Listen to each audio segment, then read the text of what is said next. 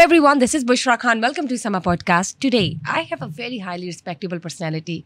He had been in Radio Pakistan for a few years, so I must say, he has a wonderful voice. But he is a great poet, educationist, drama writer and script writer. Yes, I'm talking about Professor Ali Dar. Assalamu alaikum. वालेकुम सलाम. बुशरा कैसी हैं आप? I'm good, sir. Welcome to Sama Podcast. बहुत शुक्रिया, बड़ी मोहब्बत आपकी. सबसे पहले तो मुझे ये बताएं, how do you balance all those educational, even being in Radio Pakistan, having poetry background and drama writer, script writer, कैसे, how?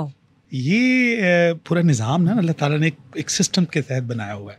तो आप देखिए हर चीज़ अपने अपने मदार में काम कर रही है. इस तरह ये जो इंसान है ना, ये भी अल्लाह ताला की तख्लीक है. अल्लाह ताला ने इंसान को ये सलाहियतें अता की हैं और उस पर ये करम किया है कि वो बहुत सी चीज़ों को एक वक्त में मैनेज कर सकता है. राइट. ये तो बिल्कुल ठीक बात की आपने. तो ये बताएं, जब हम बात करते हैं आपकी शायरी की, तो क्या बचपन से ही आपको शायरी का शौक़ था या पहली बार शायरी की आमद कब हुई?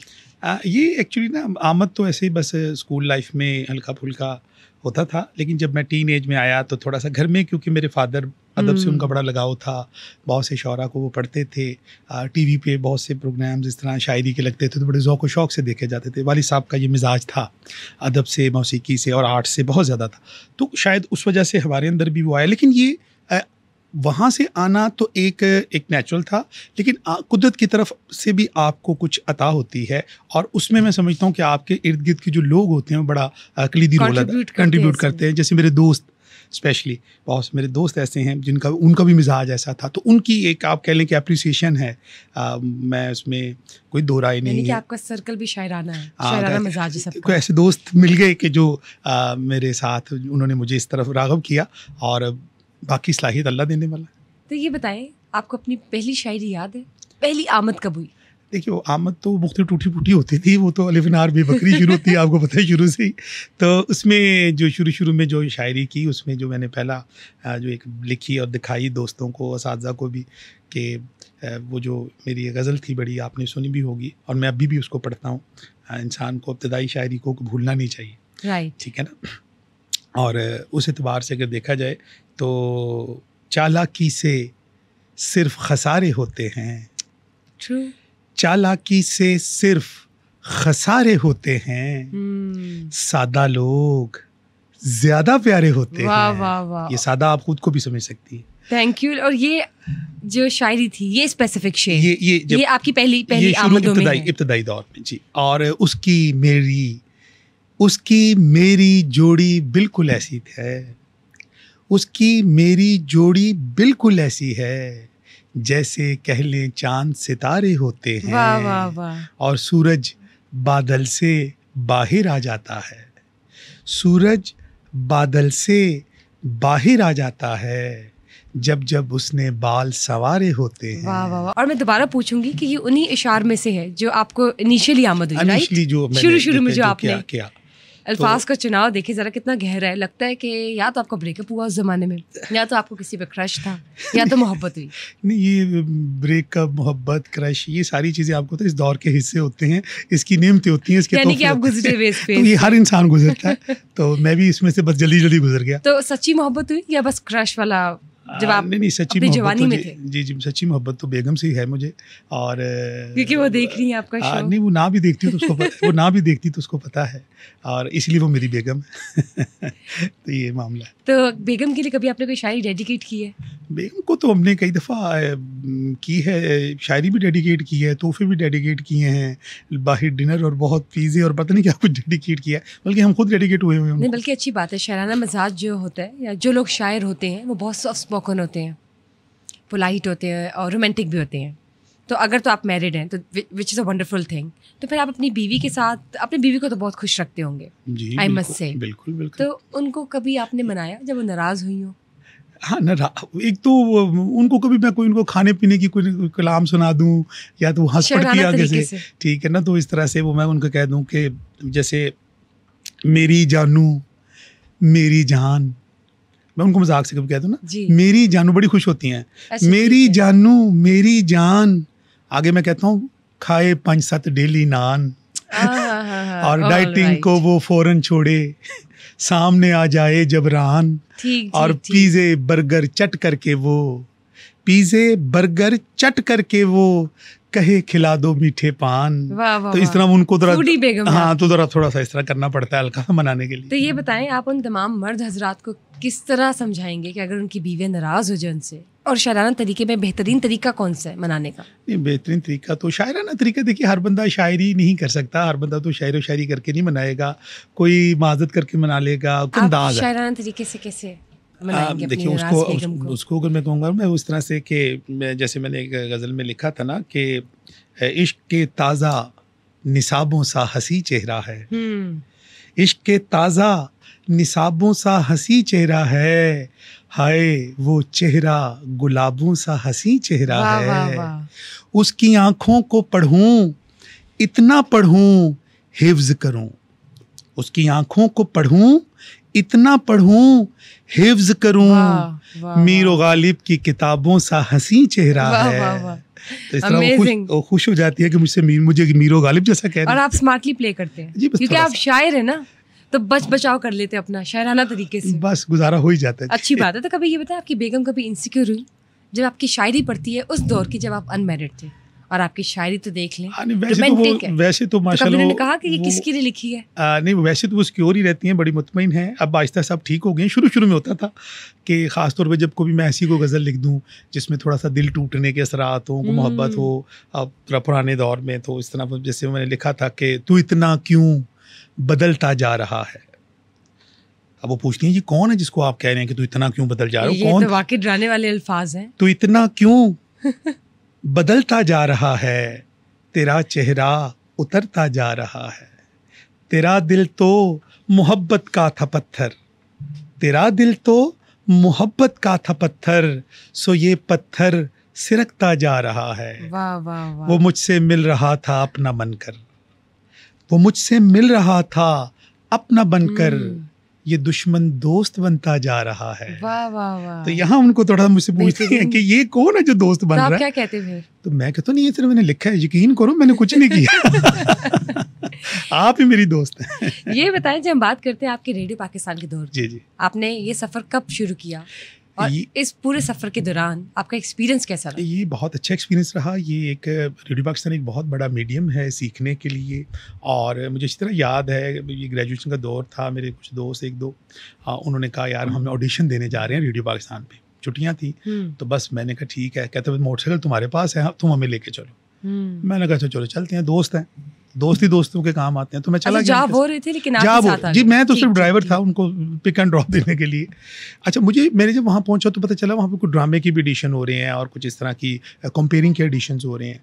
तो खैर उन्होंने भी, किस ईयर की बात है ये ग्रेजुएशन के बाद की बात है, ये आप कह लेंगे बिफोर 2000 से पहले 1996 के बाद मैं फिर वहाँ दोस्तों के साथ गया उस दौर में।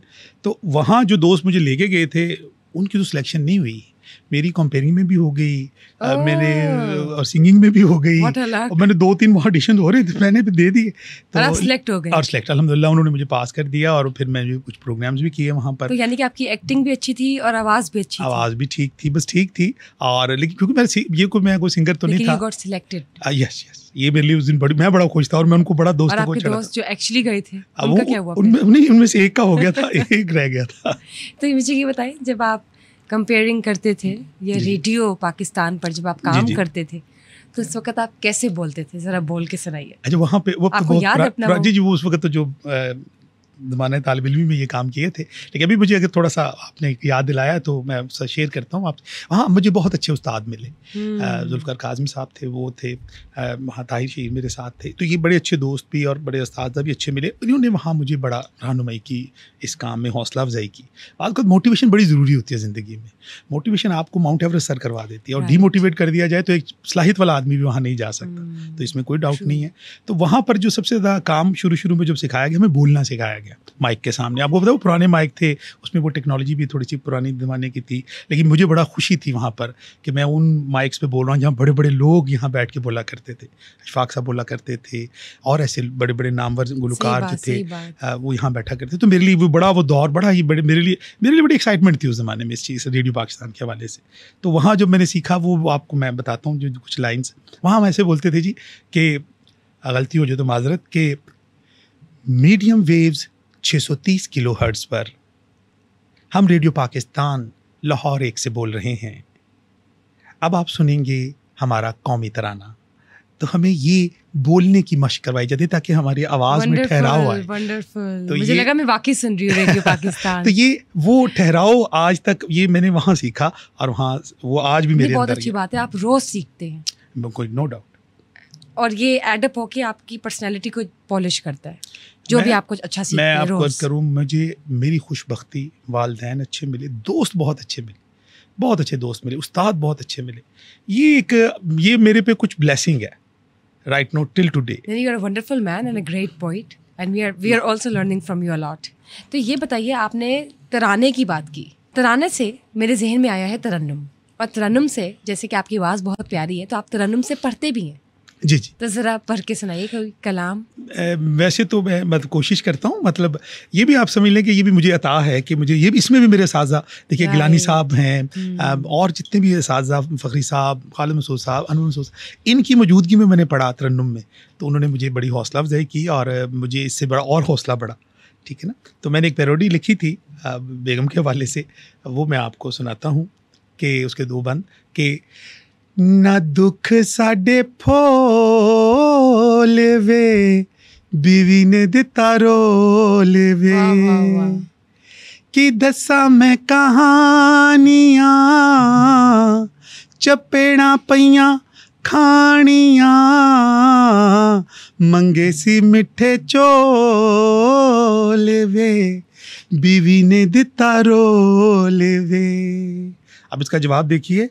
जवाब भी है इसका? जी, इसका जवाब भी है। सिखावा ओनू इंज मजा, जे व्याह मैं करा दूसरा, ते पैणे ओनू होल वे।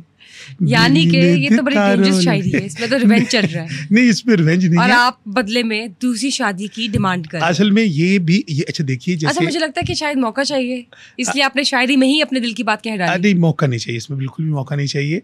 एक्चुअली ये भी एक, जिस तरह ख़वातीन नाराज़ हो जाती हैं, वो चाहती हैं कि हमें तवज्जो मिले, मोहब्बत मिले, कोई हमें मनाए, इस तरह आदमी के पास भी ऐसी ना, उसने करना कुछ नहीं होता। मैं हजारों लोगों को आप सुना होगा कि मैंने ये कर देना, करता कुता कोई नहीं है, बस तंग और अटेंशन के लिए। ये भी एक उनकी मोहब्बत का अंदाज़ है कि देखो तुमने अगर मुझे, यानी तुम में से सही हो जो, वरना मैं यूं कर दूंगा। तो ये लाइक करना कुछ नहीं होता। और जो बीवी वाकई ठीक ना हो तो फिर मर्द इसकी इस इलामत को क्या समझे? नहीं, he should go for second marriage? नहीं, बिल्कुल भी नहीं, ज़रूरत ही नहीं है। देखिए, ये मियाँ बीवी अल्लाह ताला ने एक दूसरे का लिबास बनाया है, ज़िंदगी भर साथ रहने का नाम है, और इसमें मेरा ख्याल है कि हमें इस चीज़ को समझ लेना चाहिए। इट्स अ ब्यूटीफुल रिलेशनशिप, ये बहुत ही खूबसूरत रिश्ता है और इसको हमें निभाना है।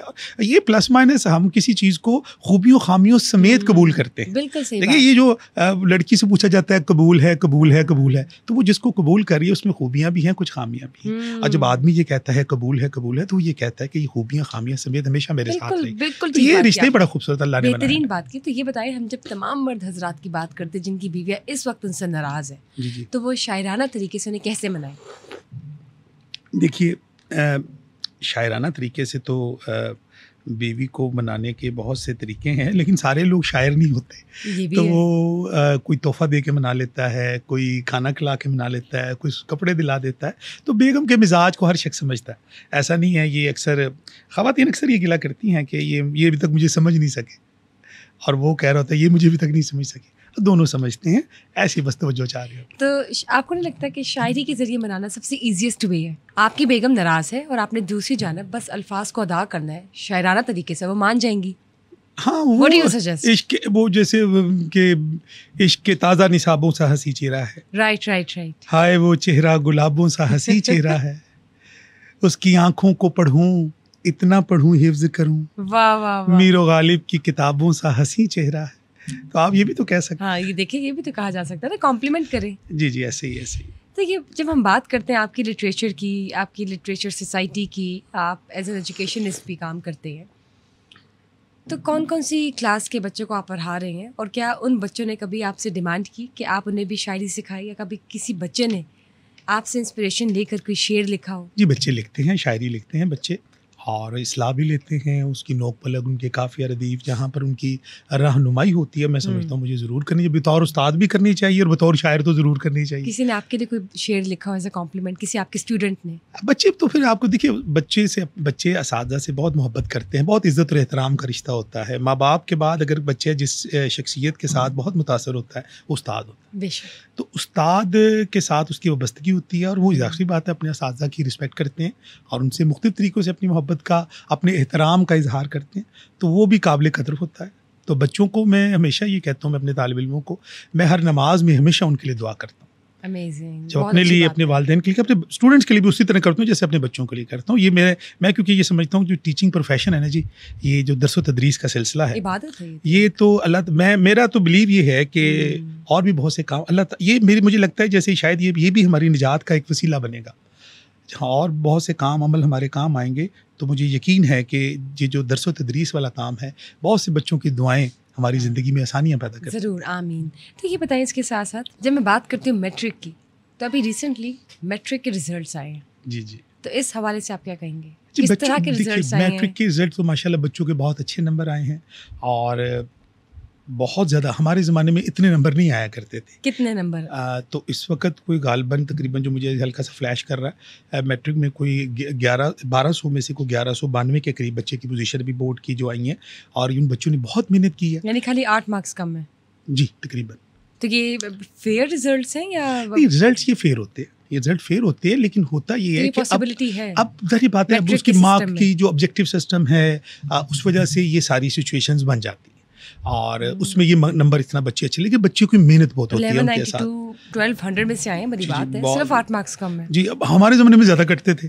तो आप ये बताइए, जब हम नौजवान नस्ल की बात करते हैं, जेंसी की बात करते हैं, तो लिटरेचर के हवाले से आप उन्हें क्या एडवाइस करेंगे? देखिए, लिटरेचर जो है ना, अदब बराए ज़िंदगी होता है और एक अदब बराए अदब होता है जो बामकसद शायरी है, बामकसद चाहे नसरी अदब है या शेरी अदब है, जिसमें इंसान की कोई ना कोई तरबियत, कोई ना कोई इस्लाह हो रही हो, तो वो बामकसद अदब है। तो शायरी में चाहे वो मज़ा है, देखिए हम मज़ाहिया शायरी लिखते हैं और उसके अंदर भी कोई ना कोई मकसदियत है। सही बात। सिर्फ मज़ा भी है। देखिए आज का ज़माना घुटन का दौर है, लोग परेशान हैं, महंगाई से लोग परेशान हैं, लोग और बहुत से मसाइल से में घिरे हुए हैं। तो उसमें मैं समझता हूँ कि दरस व तदरीस में भी निजात है, तो लोगों के चेहरों पर मुस्कुराहट लाना भी तो एक नेकी का काम है।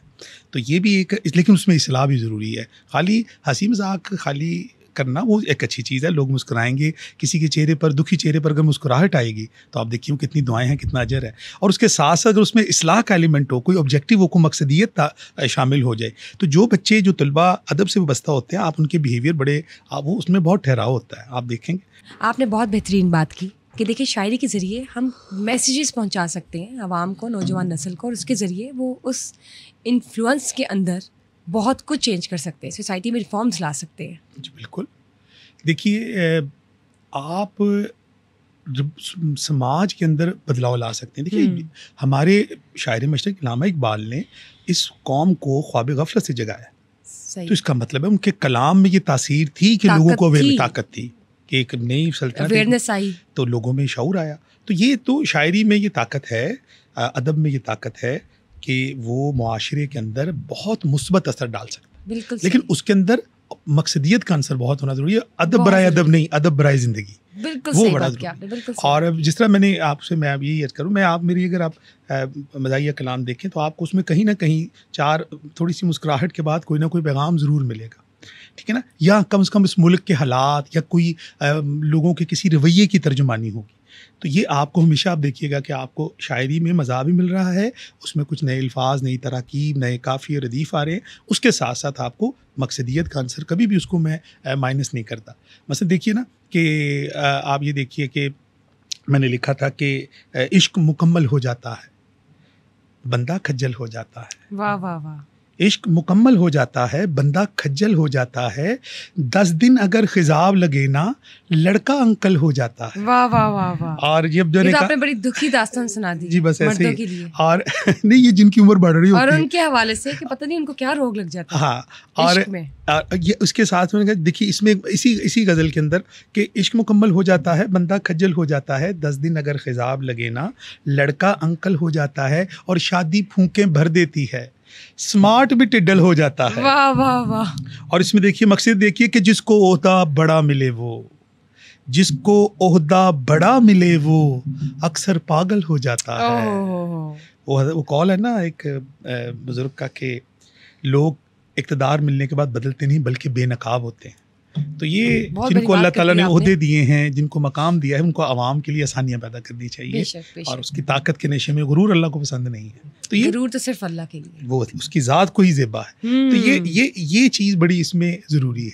तो आप अगर आप मेरा और भी इसी तरह का कलाम देखेंगे ना, तो जिस तरह मैंने वो एक बड़ी आपको वो मेरी वायरल भी बड़ी हुई, मेरी पहचान भी बनी वो गज़ल के, और ये मैंने नौजवानों के लिए लिखी और बच्चे बड़ा यूनिवर्सिटी कॉलेजेस में बहुत पसंद करते हैं कि गोरी नहीं ते काली लब्बे सानू भी करवाली लब्बे, लोग परातां चुक के लै गए सानू कित्थों थाली लब्बे, और कुड़ियां मंगन बैलेंस जदवी, कुड़ियां मंगन बैलेंस जदवी सानू बटवा खाली लब्बे।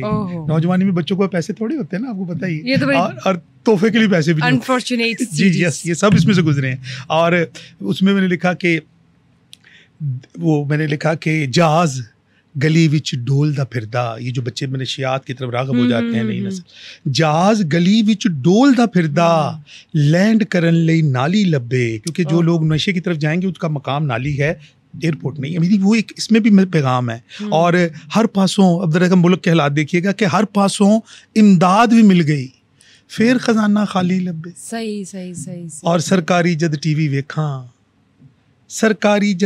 वेखा हर पासे खुशहाली लब्बे। $1 in a million शेयर है ये, जिसमें आपने इतना इम्पैक्टफुल मीनिंग रखा हुआ है कि अगर कोई अंडरस्टैंड इसको कर ले तो बेहतरी आ जाए। और देखिए ये मौजूदा हालात में जो इंस्टेबिलिटी चल रही है इस वक्त, और जो हमारे जो आजकल आपको पता है दरख्तों की कटाई से बहुत से ये क्लाइमेक्स चेंज आ रही हैं, ठीक है ना। मैं उसको मजाक के रंग में डिस्कस कर दिया, डेढ़ सी मारन आया जोड़ा बाग दे अंदर टाली लब्बे, दरख्त कट गए ना, मुश्किल तो जहाँ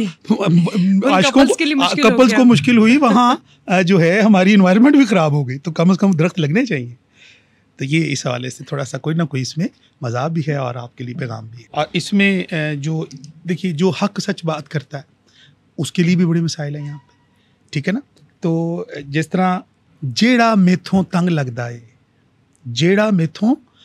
लगदा है नज़ला रेशा खंग लगदा है, हक सच जेड़ा बोले ऐथे सानू मस्त मलंग लगता है। तो जो सच बोलने वाला है उसको तो ये पैगाम ही होता है इसमें। आपने बिल्कुल ठीक बात की, एक तो पैगाम होता है और एक तो अल्फाज का चुनाव जो है वो बेहतरीन, ये मोहब्बत है जी आप, ताकि सुनने वाला जो है ना उससे वाकई एक इन्फ्लुएंशियल पावर हासिल कर सके। जी बिल्कुल ऐसे। जब हम बात करते हैं आपकी, तो आप बताएं, आप तो खुद शायराना मिजाज रखते हैं, तो क्या आपके बच्चे भी शायराना मिजाज रखते हैं, या आपको लगता है कि उनमें से कोई ऐसा है जो लिटरेचर या अदब का शौकीन है? देखिए वैसे तो बच्चे की वलीद दरसगाह उनका घर ही होता है, तो घर में जो वालिदैन का मिजाज है, अगर उनका शेर व अदब से, किताब से, पढ़ने लिखने से, उस्ताद की हैसियत से, देखिए मैं भी टीचर हूँ, वाइफ भी टीचर हैं, तो हमारा जो पढ़ने लिखने से ताल्लुक़ है, अदब से ताल्लुक़ है, लिटरेचर से ताल्लुक़ है, तो बच्चों के मिजाज पर भी उसका असर आता है। और जाहिर बात है पढ़ने लिखने में, क्योंकि ये बड़ा ही जिम्मेदारी का पेशा है, तो इसमें तरबियत का एलिमेंट बड़ा ज़रूरी है। सही बात। तो ये अल्लाह का शुक्र है कि मेरे बच्चों को भी मैंने और मेरी वाइफ ने बिलखुसूस उसमें उनकी बहुत उनकी तरबियत में बहुत कोशिश की। और जाहिर बात है ये उनमें ये मिजाज वो पसंद करते हैं, खुद शायर नहीं है या खुद इस तरह नहीं है, लेकिन वो डिबेट करते हैं, उनको मौसीकी से लगाव है, उनको और इस तरह की चीज़ें वो छोटी छोटी चीज़ें करते हैं, ड्रामेटिक का उनके अंदर भी मज़ा आ जाता है। तो ये चीज़ें शायद मैं समझता हूँ कि जिस तरह मुझे मेरे फादर से ये अदब और इस तरह की चीज़ों विरसे में मिली, इस तरह हमारी तरफ से भी उधर ट्रांसफ़र हो रही हैं, तो इस तरह चिराग से चिराग जलता है। बेहतरीन। ये बताइए, जब हम बात करते हैं महंगाई की, तो महंगाई के हवाले से भी आपने अपना कोई कलाम लिखा है? जी मैंने महंगाई, देखिए मेरी मुख्तलिफ, देखिए ना जब महंगाई होती है तो छोटी छोटी मेरी, जब भी आप कलाम पढ़ेंगे तो आपको कहीं ना कहीं पैगाम मिलेगा। तो नौजवान के पास पैसे नहीं है, ठीक है ना, इस तरह ईदी नहीं है, कहीं कोई चीज़, तो ये हमारे लोगों की तर्जुमानी है। देखो मेरी शायरी में ऑब्जर्वेशन है, मैं कोशिश करता हूँ कि समाज अपने इर्द गिर्द के लोगों को ऑब्जर्व करूँ। मेरी ऑब्जर्वेशन कुदरती तौर पर ये होता है, मिजाज होता है, तो हम ऑब्जर्वेशन के ऊपर ही बात करते हैं, ये लोगों के जज्बात की, हम शायर अक्कासी कर रहा होता है, तर्जुमान होता है ना, नब्बाज होता है, उस चीज़ को महसूस करता है Right. मुआशरे में। तो जिस तरह महंगाई बढ़ गई और इस तरह मियाँ बीवी का रिलेशन कितना खूबसूरत है, तोहफे तहाइफ देना, अब महंगाई की जद में बेचारे वो भी आए हुए हैं, तो वो बात को तो घरों में लड़ाई झगड़े हो जाते हैं।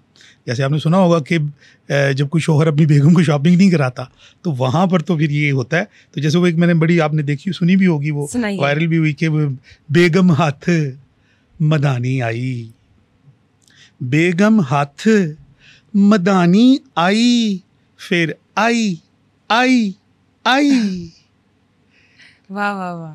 बेगम हाथ मदानी आई, फिर आई आई आई, मंग दिए आईफोन विद वाईफाई। वाह वाह वाह। आई आई आई, शौहर कित्थों करे कमाई।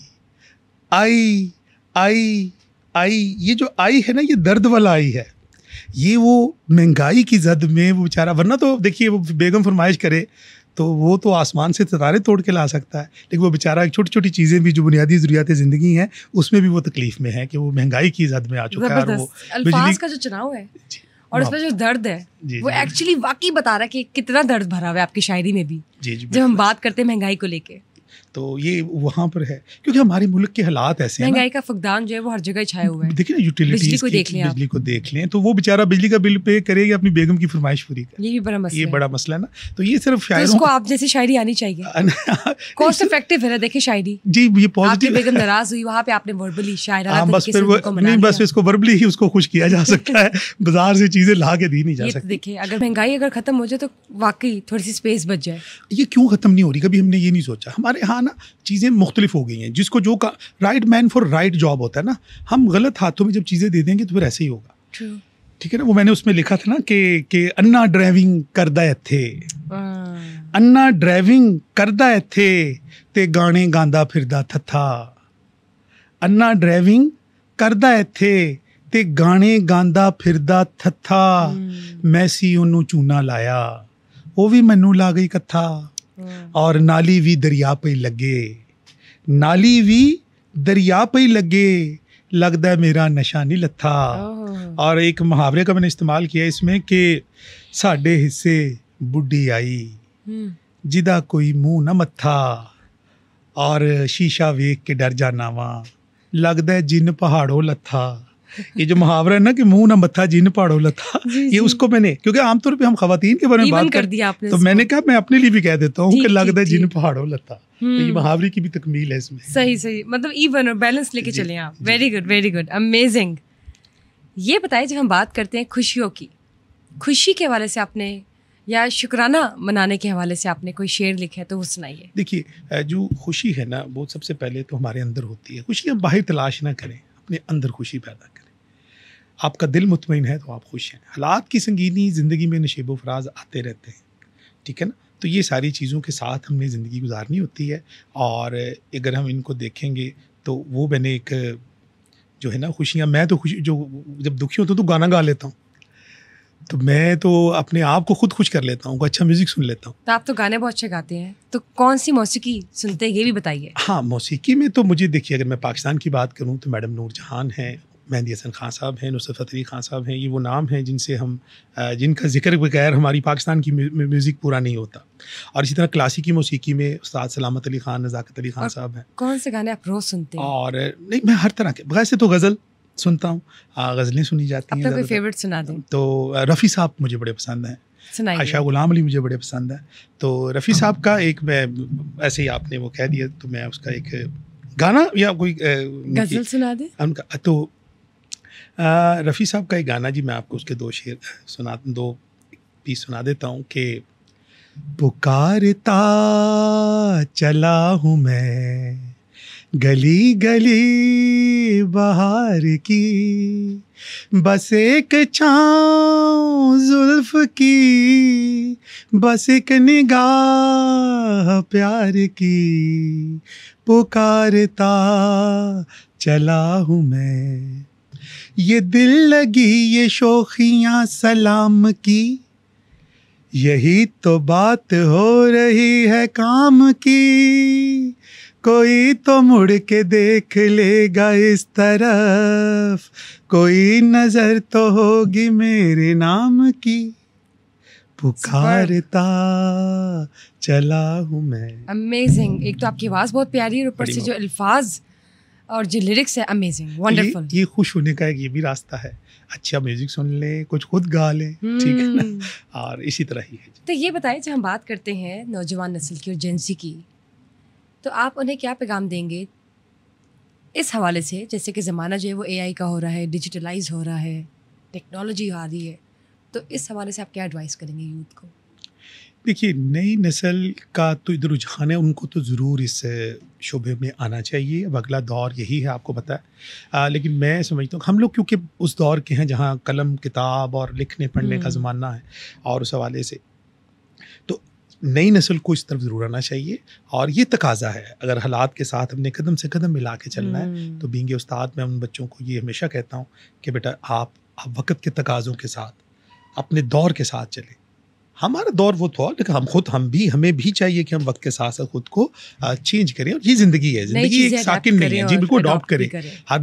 सब लोग अच्छा काम कर रहे हैं, लिखने वाले, म्यूज़िक के अंदर, शायरी के अंदर, अदब के अंदर, आर्ट के अंदर, आप अपने एक्टिंग के अंदर, सब लोग अपने अपने हिस्से का जो सलाहियत है उनको अल्लाह ने दी है, उसको वो इजहार बहुत अच्छे तरीके से।